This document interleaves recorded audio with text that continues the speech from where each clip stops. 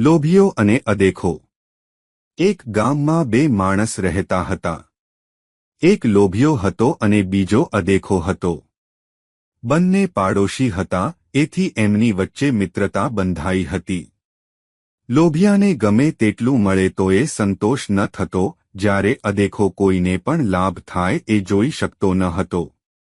એક દિવસ બંને જણ એક મંદિરમાં જઈ દેવીની પૂજા કરતા હતા। ત્યાં દેવી પ્રસન્ન થયા। તેમણે કહ્યું, તમે બંને એક વરદાન માગો। શરત એટલી જ કે એક જણ જે માગશે તેનાથી બમણું બીજાને મળશે। લોભિયાએ વરદાન માગ્યું, મને એક ઓરડો ભરીને સોનામહોર મળે। તેનો ઓરડો તરત સોનામહોરોથી ભરાઈ ગયો। તે સાથે અદેખાને બે ઓરડા ભરીને સોનું મળ્યું। પણ તેને તો તેના લોભિયા મિત્રને એક ઓરડો ભરીને સોનું મળ્યું તે જ ખટકતું હતું।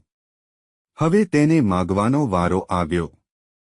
તેણે તરત માગ્યું, દૈવી, મારી એક આંખ ફોડી નાખો। દેવી કહે, અલ્યા, વિચાર કર।